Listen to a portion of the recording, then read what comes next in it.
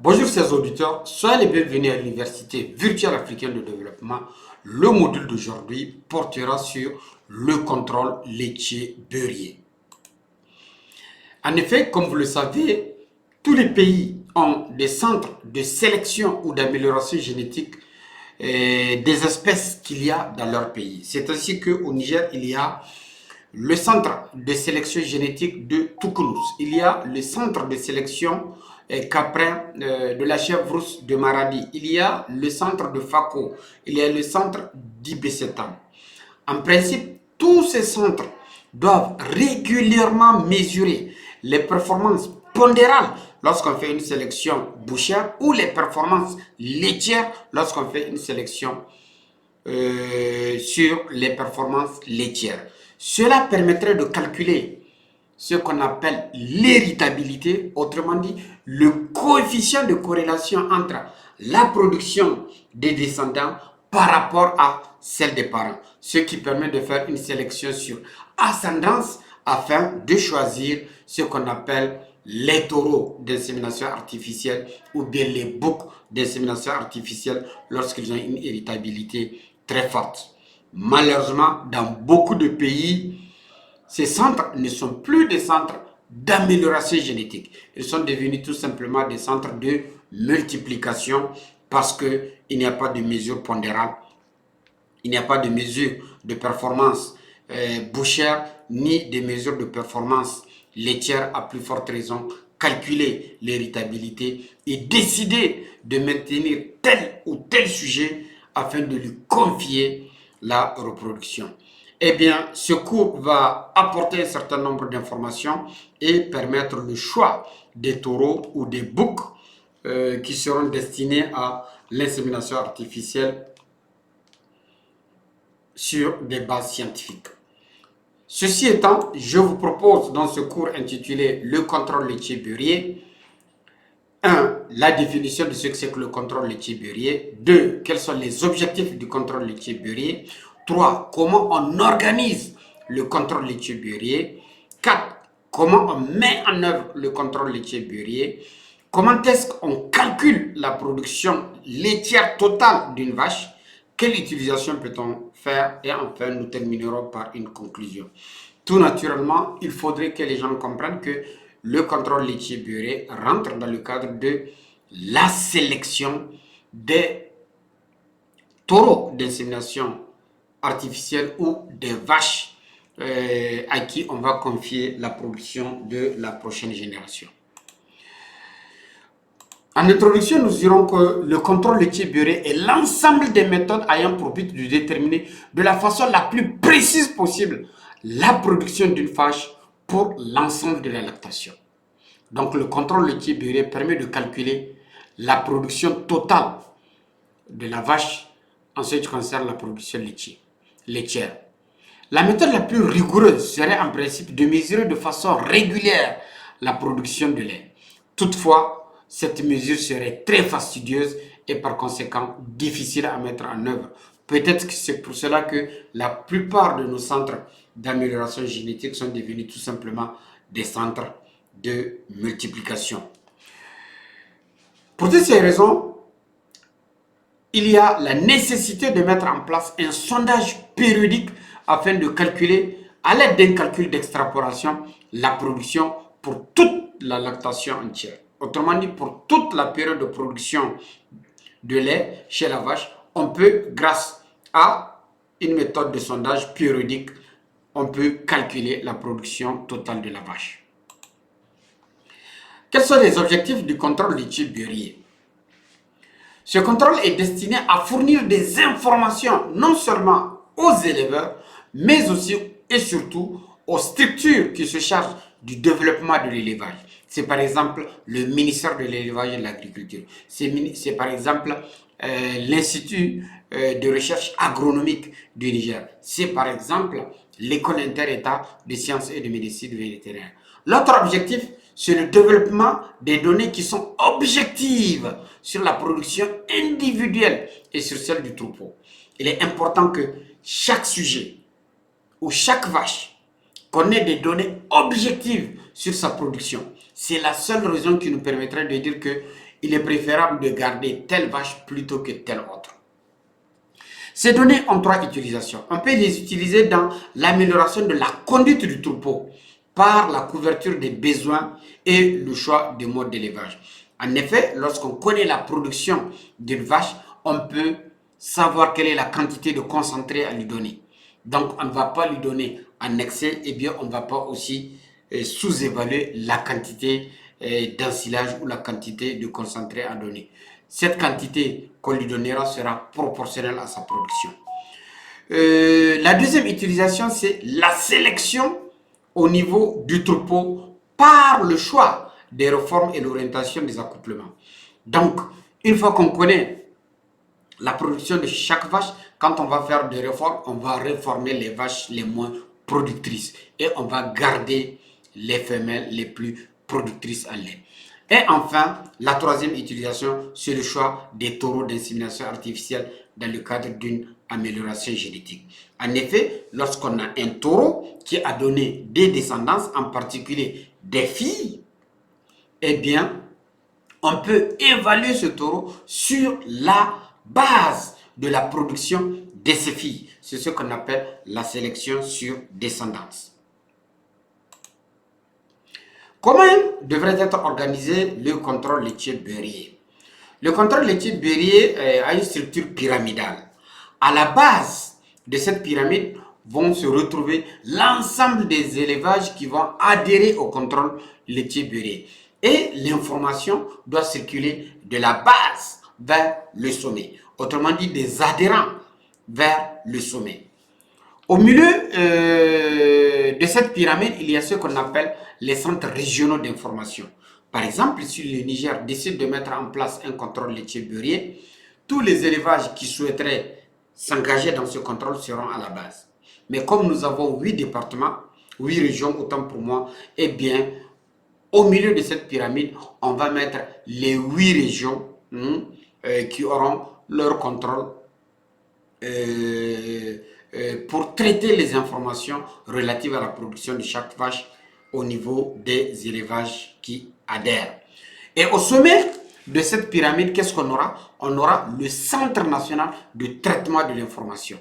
Eh bien, ça sera le Centre national qui va analyser les données et enfin calculer les différentes irritabilités de chaque vache pour voir quelle est la capacité de transmettre sa production à sa descendance.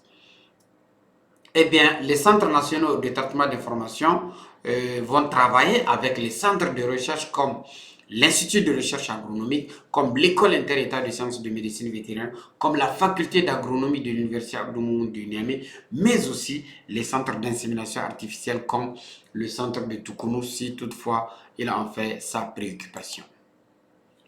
Donc, de façon imagée, voilà, à la base, il y a les élevages adhérents. Au milieu, il y a les centres régionaux de traitement de l'information. Et au sommet, on a le Centre national de traitement de l'information qui travaille en relation avec l'INRAN, l'EISMV, les centres d'insémination artificielle. Parlons à présent de la mise en œuvre du contrôle laitier beurrier.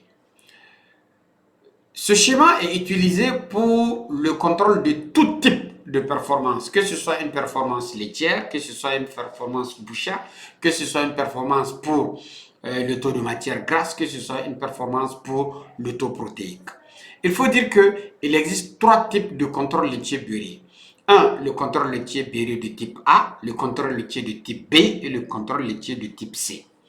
Qu'est-ce qui distingue le contrôle laitier de type A du contrôle laitier de type B et du contrôle laitier de type C? Le seul type de contrôle reconnu officiellement est le contrôle laitier de type A.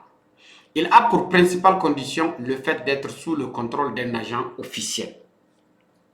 Donc, les contrôles de type A sont les contrôles qui sont sous le contrôle, si vous me permettez la redondance, d'un agent officiel. Le contrôle de type B, il est adopté dans certains pays pour alléger le coût et l'élargir à plusieurs élevages. Il est mis en place par l'éleveur lui-même, mais il accepte des contrôles inopinés par un agent de l'État afin de garantir la crédibilité des données. Donc, vous voyez, à ce niveau, c'est difficile d'être à la fois juge et partie. Si on permet à l'éleveur de collecter des données par rapport à ces vaches, il faudrait naturellement qu'il y ait des contrôles inopinés par un agent officiel afin de s'assurer qu'il n'est pas en train de biaiser ces données et de faire montrer et de faire croire que ces vaches étaient hautement productrices. Le contrôle laitier beurrier de type C, il est sous la responsabilité de l'éleveur. Les résultats ne peuvent servir qu'à l'éleveur lui-même.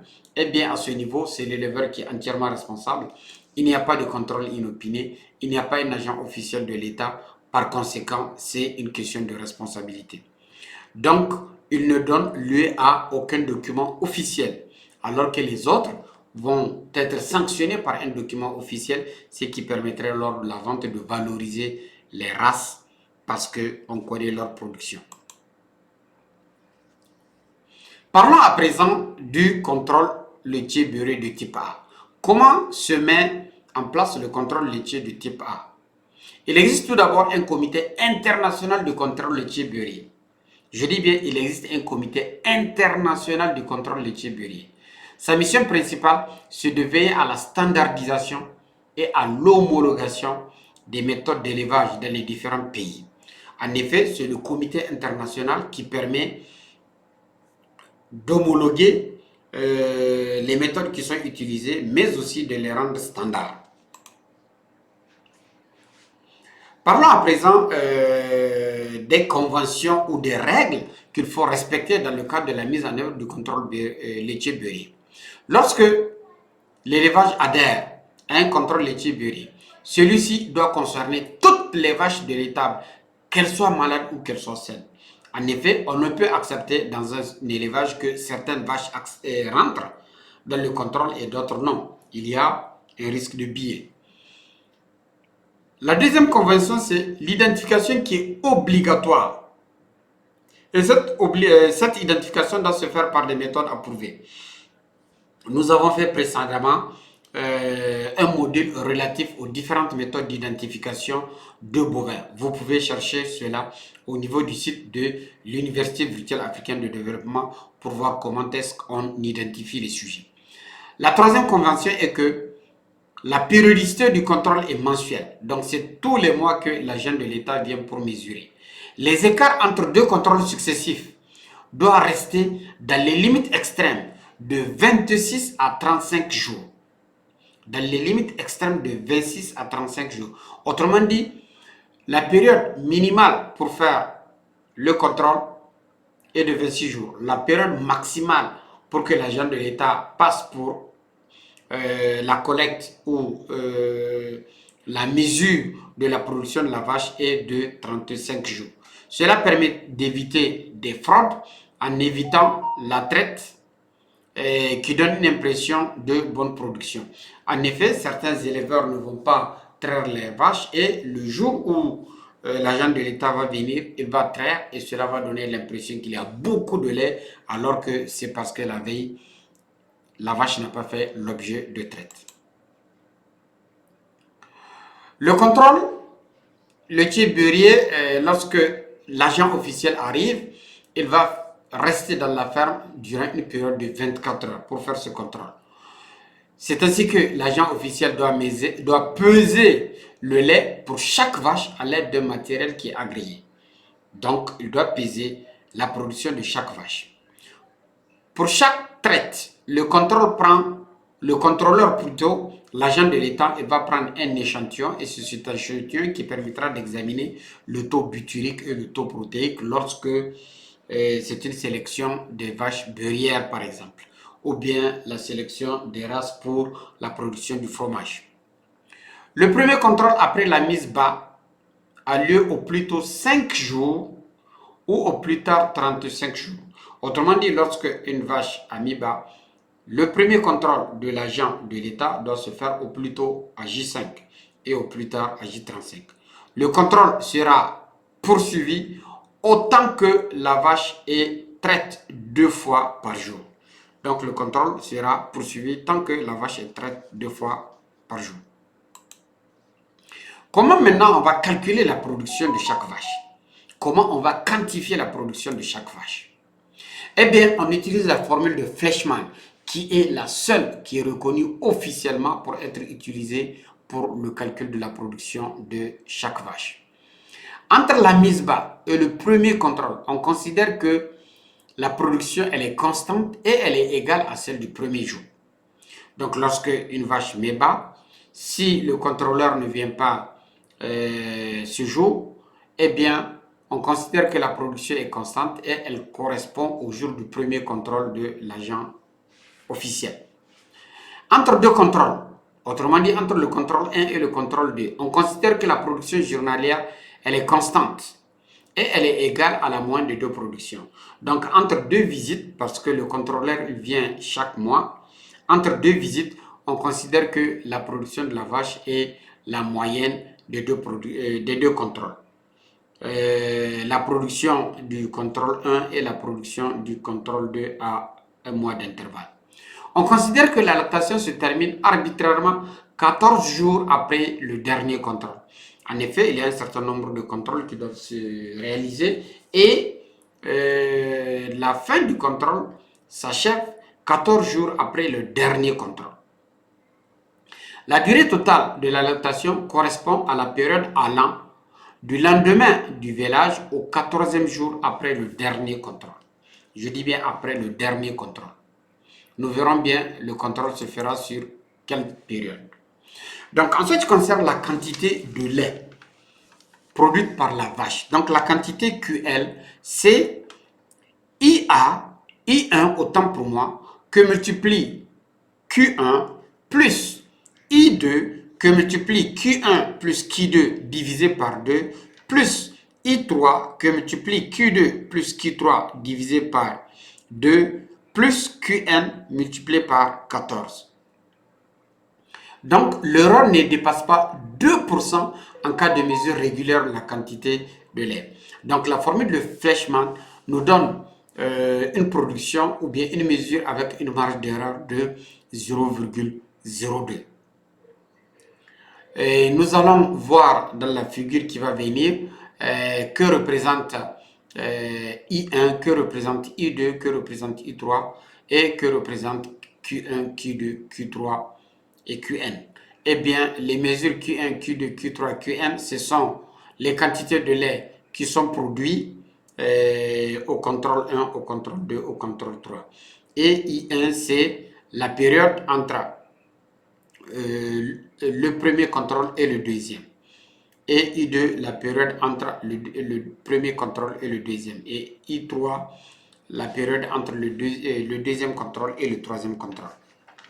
En ce qui concerne le taux de matière grasse contenu dans le lait, eh bien, le taux de matière grasse, c'est la quantité de matière grasse divisée par la quantité de lait obtenu multiplié par 100.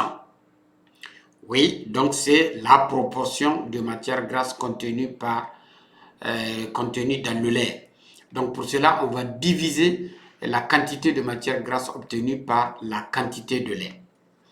Mais lorsqu'on veut la quantité de matière grasse et non le taux de matière grasse, dans ce cas, la quantité de matière grasse, c'est I1 que multiplie A1 que multiplie Q1 plus A2 que multiplie A1 Q1 plus A2 que multiplie Q2 sur 2 jusqu'à AN que multiplie QN que multiplie par 14.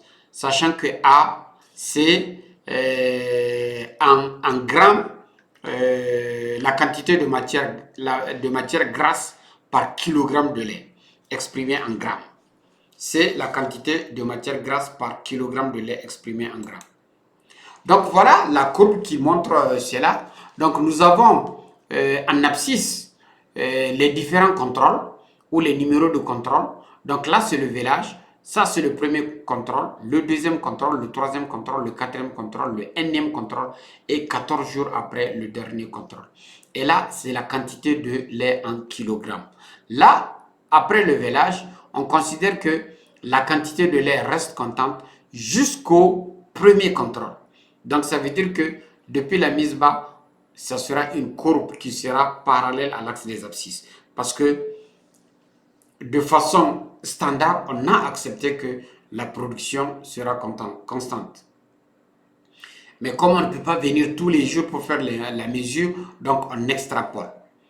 Donc, nous savons bien que la courbe laitière, c'est une courbe qui initialement est ascendante jusqu'à 30-60 jours, puis elle va décroître jusqu'à la fin de la lactation de la vache.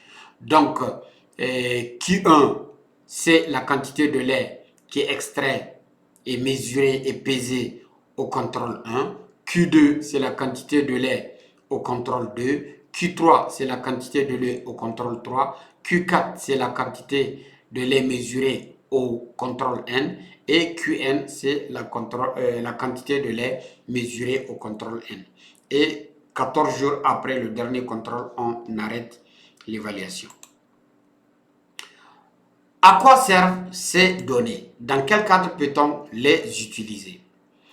Ces données peuvent être transformées. Et c'est ainsi que quand on les transforme, on va calculer ce qu'on appelle le coefficient de persistance. Le coefficient de persistance, c'est la quantité de lait produite divisée par la quantité de lait produite le mois précédent multiplié par 100. Et le coefficient de persistance doit être toujours supérieur à 90% parce qu'on ne tolère que 10% de réduction de la production de lait. Qn, c'est la quantité de lait correspondant au jour du contrôle. Qn-1, c'est la quantité au jour précédent. La lactation de référence est la quantité de lait produite pour 305 jours. 305 jours. Donc, la période de contrôle doit durer 305 jours plus 14. 305 jours, sachant qu'il va venir chaque mois. Donc, ça veut dire que les 300 divisé par environ 30, donc ça va faire environ 10 contrôles. Si la durée de la lactation est supérieure à 305 jours, on considère que les 305 jours. Si par contre la durée de la lactation elle est inférieure à 305 jours, dans ce cas, la vache est exclue parce qu'on n'a pas le reste de sa production. Un lait standard, c'est un lait qui contient 4% de taux de matière grasse. Ok? Un lait standard, c'est un lait qui contient 4% de matière grasse. Et voilà une formule qui permet de convertir tout lait en un lait standard en termes de matière grasse. Comme on dit, cela permet de couper les laits de différentes races en fonction de leur taux de matière grasse. Il y aura des laits qui seront dilués et d'autres qui seront concentrés pour obtenir le taux de matière grasse de 4%. Donc, en ce qui concerne l'utilisation des données, on peut utiliser les données à deux niveaux. Un, on peut les utiliser au niveau du troupeau et deux, on peut les utiliser de façon collective. Au niveau du troupeau, les utilisations de ces données sont les suivantes. 1. La conduite de l'alimentation et de la santé. En effet, la connaissance de la production permet le calcul de la ration. Oui, comme je le disais, les vaches hautement productrices auront beaucoup plus de ration, alors que les vaches faiblement productrices auront moins de ration. De même, la connaissance des chutes anormales de production permet de mettre en évidence d'éventuels problèmes de santé ou une inadéquation alimentaire. Et bien, lorsqu'on constate aussi qu'il y a une baisse de la production, cela nous met la puce à l'oreille en disant que il doit avoir un problème de santé, peut-être une mamite, ou bien le rationnement est incorrect, il faut revoir la quantité d'aliments. Ces données peuvent être utilisées dans le cadre de la sélection génétique. En effet, le contrôle laitier beurré permet de choisir les vaches à reformer, autrement dit les vaches faiblement productrices, et celles qui seront destinées aux accouplements en vue du renouvellement du cheptel. Autrement dit, cela permettrait de sélectionner les véritables vaches hautement productrices qui seront maintenues dans l'élevage. Le contrôle laitier beurré permet aussi d'obtenir des données qui seront utilisées dans l'amélioration de la conduite du troupeau en général. En effet, le contrôle laitier beurré incite l'éleveur à mieux suivre son élevage et procéder à des enregistrements dans le cadre d'une gestion technique plus rigoureuse. Oui, le contrôle laitier beurré rend les éleveurs plus contraignants, plus exigeants, en ayant des bases de données, des informations qui sont collectées régulièrement afin de mieux caractériser leurs vaches, mais aussi leur élevage. Et dans le cadre collectif, quelle utilisation peut-on faire des données de contrôle laitier burier? On peut l'utiliser dans le cadre des transactions commerciales. En effet, comme il est un comité international, il offre des documents et les documents de contrôle laitier burier permettent de valoriser les animaux les plus performants. Oui, cela permet d'obtenir, de mieux valoriser les sujets les plus performants. Si vous avez un document officiel qui montre la production laitière de votre vache, eh bien celui qui va acheter votre vache, il est rassuré. Et il va le faire avec beaucoup de gaieté parce que c'est de la valeur sûre. Le contrôle laitier burier aussi dans le cadre collectif permet la comparaison entre pays. Oui, on peut comparer les pays en disant quel est le pays qui a les meilleures vaches laitières. Et oui, quand on parle de la prime Holstein ou bien quand on parle de la frison Pinot, cela renvoie automatiquement à des pays. Cela permet aussi de faire des comparaisons entre les vaches. Et bien si on dit que la Jerseys est au service de sa mamelle, ce n'est pas pour rien. C'est en comparaison avec la Holstein ou bien avec la Montbéliard ou avec la Tarentaise. Il faut dire aussi que les programmes nationaux d'amélioration génétique, avec le recrutement des candidats à être les futurs taureaux d'insémination artificielle. Donc, on peut utiliser les contrôles laitiers buriers dans le cadre du programme national d'amélioration génétique. Donc, en conclusion, je dirais que le contrôle laitier burier est indispensable si réellement on veut améliorer la production laitière bovine.